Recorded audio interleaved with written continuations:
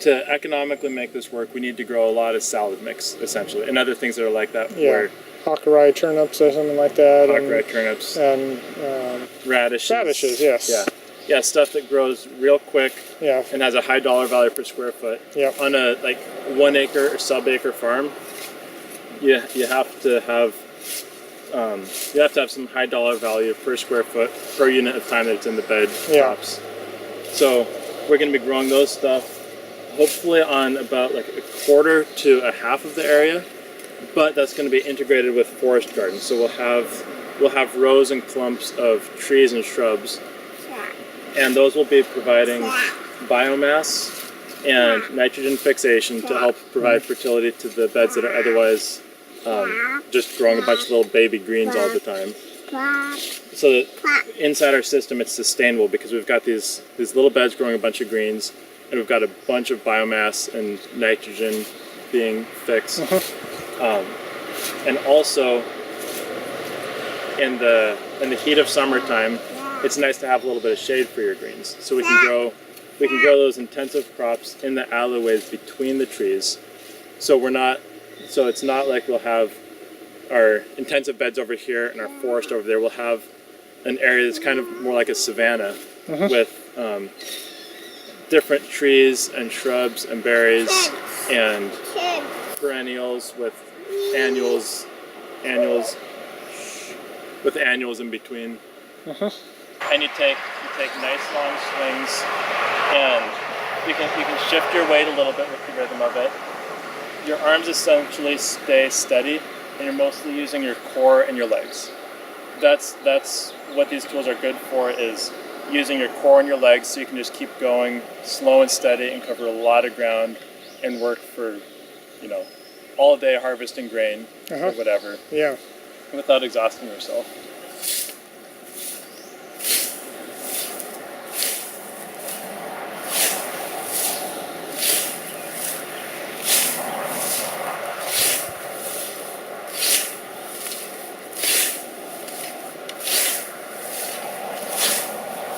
As I'm doing this, I shuffle this foot, shift my weight, and shuffle this foot. Okay. Shift my weight. So you're not taking time to move, you're moving while you're swinging, right? Yeah.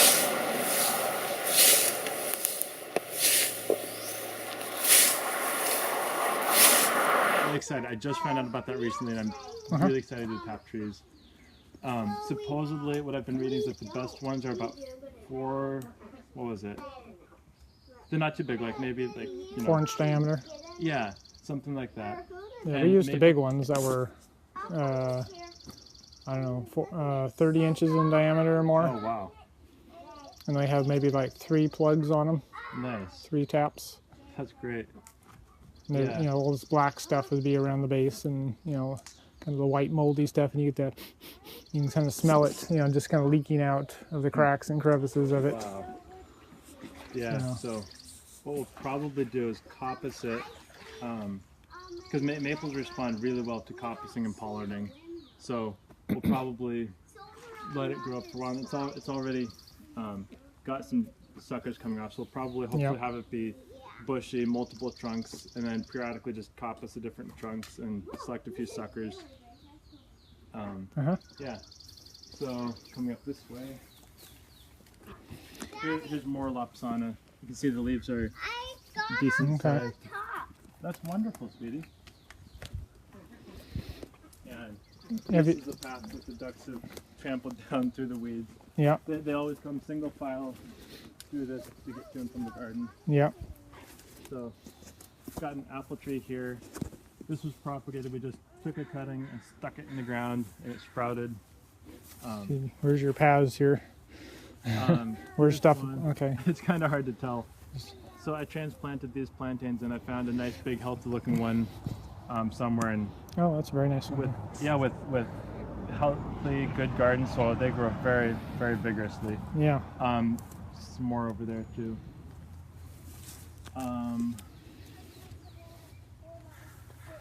This is one of the wild lettuces.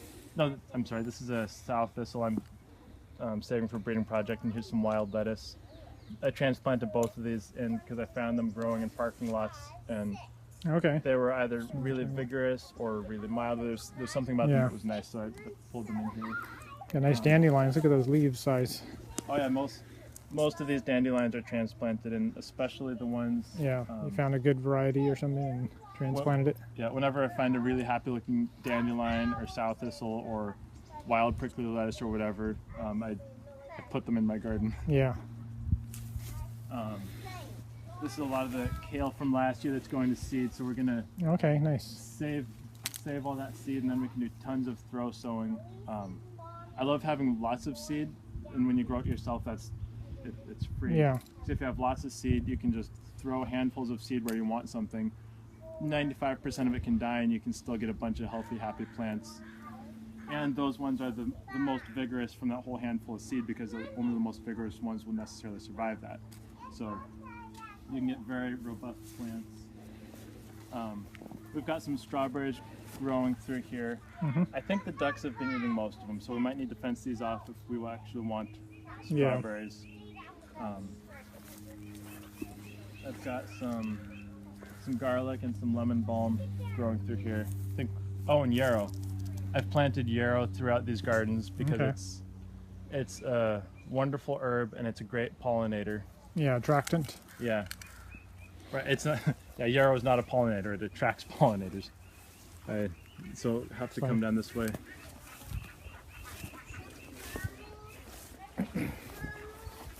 This is the one. Actually, this is really interesting. This plant right here is what I was telling you about, where it looked like a head of romaine lettuce. It was about that big. It was tight.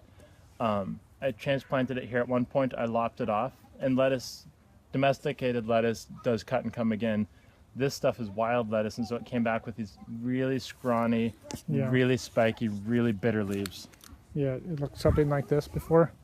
Yeah, except even more. It was. Yeah. It looked almost like a head of. I'll send you the picture later. It looked like a head of romaine lettuce. Yeah. It was the most incredible wild lettuce I've ever seen. But once I cut it, it decided that it was not gonna play that game anymore. Yeah, right. Okay, you got a blueberry plant. Yep. What variety do you know? I forget what variety it is. Blue Jay. Okay. It should be a full-size blueberry eventually. Yep. High bush. Yeah. I think so. If that means the one that's like 6 feet tall. Yeah, right. You're picking up here rather than the lower ones. Yeah. So we've got another blueberry, herb Robert, dandelions. This is one of my favorite plants, but I'll talk about this again in a minute when we get to the thick stand of it. Got sugar snaps growing through here and some shelling peas. Ooh, some purple ones, huh? Yeah. What kind are those? Do you remember? Those are, I forget the name. They're a shelling pea. So you don't eat the you don't eat the shell. Yep. Unless you eat them when it's really young, maybe. Yep. Yeah, we do the what's it here? Green arrow or arrow? I think it's green arrow. We're trying this year, and also does the Little Wonder. Those are very good ones. Very productive. All right. Got some radish going to seed. So basically, this garden, we planted a bunch of stuff in here last year. A lot of stuff is either perennial or self-seeding, or is being used for seed stock to grow more plants elsewhere. This is essentially like the point of this garden is to be kind of like a forest garden, but we don't have trees and shrubs yet, so it's just like a wild garden. Yeah, well, that's kind of the first steps, I think, that what's his name? I'm terrible at remembering things on the spot. The main permaculture guy. Jeff Lawton? Yeah, Jeff Lawton. Yeah. When he was demonstrating starting a food forest, Yeah. Are you inside or outside of the fence? Inside. Okay, Mandy, don't go out there. No, Mandy's going out there. Yeah, it had all the low herbs and shrubs and things like that were nitrogen fixing, like comfrey and things like that, and started chopping those down and then planting bigger trees and kind of progressing up. Yeah. Kind of build the soil first and let the chickens go over it and fertilize. So here's little GM urbanum or big leaf avens. They're not very happy here. I think I need to move my patch somewhere else. They like more shade than they have here. Some more lemon balm. With lemon balm, now is about the time I need to cut it down because I like having these little bunches of it around. But if it goes to seed, it'll start to take over a lot more. So a garden like this, there's not very much maintenance you do. But if you do some strategic maintenance sometimes, like it'll take me 2 minutes to come out here, grab all that in a bunch, cut it, and do that for the other 3 or 4 bunches I have here. And then that stays, you know, it stays in its spot. Yeah. So you can come in and strategically spend small amounts of time to maintain balance. And then you can keep the diversity up. Yeah. This is called sedum. It's normally grown as a sedum. Yep, I remember somebody talking about it. Yeah, it's normally grown as a landscape plant, but I like it. It's perfectly edible. It's a perennial. Very easy to propagate because you take one of these stalks, cut it off at the base, stick it into moist dirt somewhere. That's what this was last year. It was one stalk, and it came back like this. Oh, okay. It'll continue to come back, and it has pretty white flowers. I actually got these from a parking lot where they had a bunch of these growing, and you know, they had clusters that were bigger than this, and I just take one little stalk from the base of the cluster, not even noticeable. Yeah. And then I put a bunch of these through my garden. Nice. Yeah, that's a good way. Always look for free ways to somebody's yard and say, hey, can I have a cutting? Because that's how you can get so many stuff without having to go to the nursery and buy it all. This is a sow thistle. It's a little bit prickly, but it's very good eating. Plants that have prickles, typically, they're using physical pest management mechanisms. Like nothing much eats this because it's prickly. Nothing much eats dandelions because they're bitter. Different plants have different strategies. Yeah. But the plants that have prickles often are much more mild tasting. Okay. So you can either eat it being careful with the prickles, or you could, if you juice things, you can put this into a juicer, get a really tasty, healthy green juice. I'm trying to breed this for a little bit less prickliness.